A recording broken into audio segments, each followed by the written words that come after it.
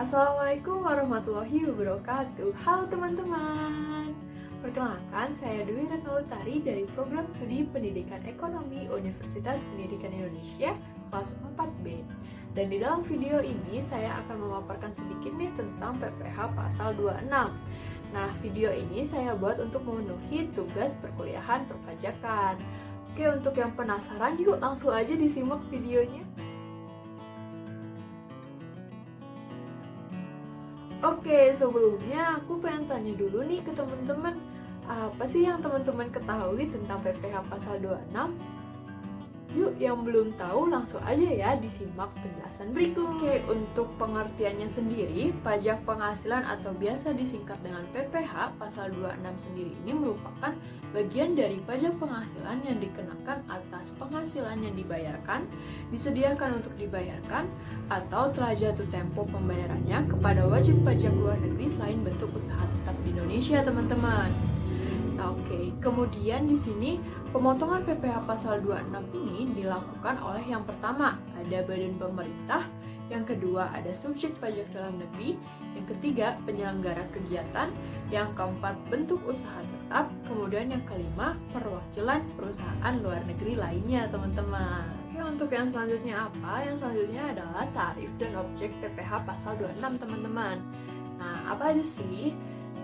Penghasilan yang dibayarkan berupa pertama dividen, kedua bunga termasuk premium, diskonto dan imbalan jaminan pengembalian hutang, kemudian yang ketiga ada royalti, yang keempat sewa, yang kelima penghasilan penggunaan harta, kemudian yang keenam imbalan sehubungan dengan jasa pekerjaan dan kegiatan, yang ketujuh hadiah dan penghargaan, yang kedelapan ada pensiun dan pembayaran berkala lainnya, yang ke-9 itu ada premi swap dan transaksi lindung nilai lainnya.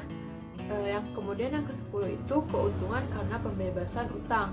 Nah, untuk yang telah disebutkan tadi, tarifnya itu 20% dikali penghasilan bruto atau tax royalty atau P3B, teman-teman. Kemudian di sini ada penjualan atas penghasilan dari penjualan atau pengalihan harta di Indonesia yang diperoleh wajib pajak luar negeri.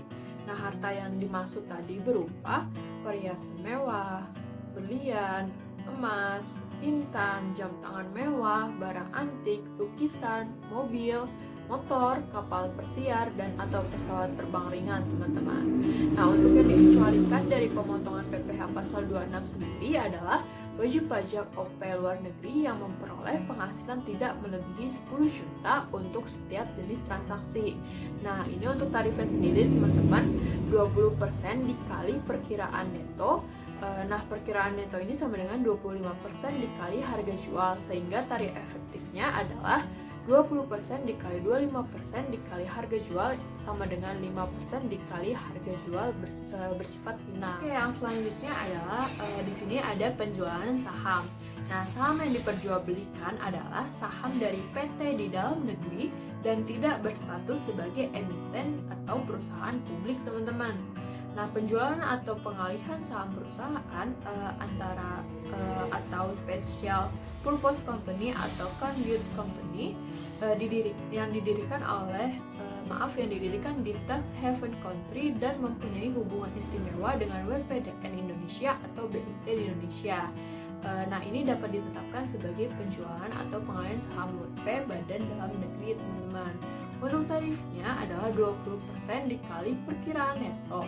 Nah, perkiraan neto ini sama dengan 25% dikali harga jual, sehingga taraf efektifnya adalah 20% dikali 25% dikali harga jual, sama dengan 5% dikali harga jual bersifat final, teman-teman. Oke, di sini pembayaran premi asuransi dan premi reasuransi kepada perusahaan asuransi di luar negeri. Untuk tarifnya sendiri nih, teman-teman, tarif 20% dikali perkiraan neto. Nah, besarnya perkiraan penghasilan neto adalah yang pertama, atas premi dibayar tertanggung kepada perusahaan asuransi di luar negeri baik secara langsung maupun melalui pialang adalah sebesar 50% dari jumlah premi yang dibayar, teman-teman. Kemudian yang kedua, atas premi yang dibayar oleh perusahaan asuransi yang berkedudukan di Indonesia kepada perusahaan asuransi di luar negeri baik secara langsung maupun melalui pialang adalah sebesar 10% dari jumlah premi yang dibayar, teman-teman. Kemudian yang ketiga, atas premi yang dibayar oleh perusahaan reasuransi yang berkedudukan di Indonesia kepada perusahaan asuransi luar negeri, baik secara langsung maupun melalui pialang, sebesar 5% dari jumlah premi yang dibayar, teman-teman. Baik, di sini untuk sifat pemotongan atau pemungutan PPh pasal 26 sendiri merupakan penghasilan-penghasilan yang pemotongannya ini nggak bersifat final, teman-teman. Nah, adapun sifat-sifat pemotongan tersebut diantaranya yang pertama, penghasilan kantor pusat dari usaha atau kegiatan, penjualan barang atau pemberian jasa di Indonesia, kemudian penghasilan berupa dividen, bunga termasuk premium, kemudian diskonto, premi swap, dan imbalan sehubungan dengan jaminan pengembalian utang, royalti, sewa, dan penghasilan lain yang sehubungan dengan penggunaan harta, imbalan sehubungan dengan jasa, pekerjaan dan kegiatan, hadiah dan penghargaan, pensiun, dan pembayaran berkala lainnya. Kemudian yang selanjutnya, penghasilan wajib pajak orang pribadi atau badan luar negeri yang berubah status menjadi wajib pajak dalam negeri atau bentuk usaha tetap, teman-teman. Baik, teman-teman, untuk yang selanjutnya adalah penyetoran dan pelaporan PPh pasal 26. Nah, untuk penghasilan yang akan saya sebutkan ini merupakan terutang pajak penghasilan pasal 26 pada akhir bulan dilakukannya pembayaran atau terutangnya penghasilan yang bersangkutan, teman-teman. Nah, untuk yang pertama itu penghasilan yang bersumber dari modal dalam bentuk dividen, bunga termasuk premium, diskonto, premi swap, imbalan sehubungan dengan jaminan pengembalian utang seperti royalti, sewa, dan penghasilan lainnya yang sehubungan dengan penggunaan harta, teman-teman. Kemudian yang kedua, penghasilan dari penjualan harta di Indonesia, dan yang ketiga, premi asuransi dan reasuransi yang dibayarkan kepada perusahaan asuransi luar negeri, teman-teman. Oke, teman-teman, untuk ketentuan yang berkaitan dengan penyetoran dan pelaporan PPh pasal 26 sendiri, yang pertama, PPh pasal 26 ini yang telah dipotong harus disetorkan selambat-lambatnya tanggal 10 bulan takwim berikutnya setelah bulan saat terutangnya pajak, teman-teman. Kemudian yang kedua, pemotong PPh pasal 26 diwajibkan untuk menyampaikan surat pemberitahuan masa selambat-lambatnya 20 hari setelah masa pajak berakhir. Kemudian yang ketiga, pemotong PPh pasal 26 ini harus memberi tanda bukti pemotongan PPh pasal 26 kepada orang pribadi atau badan yang dibebani membayar PPh yang dipotong, teman-teman.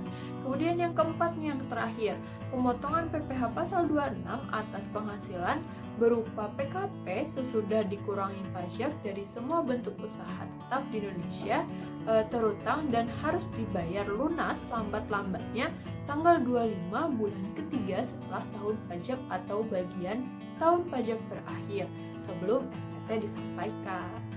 Oke, teman-teman, sekarang kita akan membahas yang dikecualikan dari pengenaan PPh pasal 26, teman-teman. Nah, pengecualian dari pengenaan pajak penghasilan diberikan apabila seluruh penghasilan kena pajak sesudah dikurangi pajak penghasilan dari suatu bentuk usaha tetap ditanamkan kembali di Indonesia. Nah, ditanamkan kembalinya ini dalam bentuk yang pertama, penyertaan modal pada perusahaan yang baru didirikan dan berkedudukan di Indonesia sebagai pendiri atau peserta pendiri, teman-teman. Kemudian yang kedua, penyertaan modal pada perusahaan yang telah didirikan dan berkedudukan di Indonesia sebagai pemegang saham, teman-teman. Kemudian yang ketiga nih, teman-teman, pembelian aktiva tetap yang digunakan oleh bentuk usaha tetap untuk menjalankan usaha bentuk usaha tetap atau melakukan kegiatan bentuk usaha tetap di Indonesia.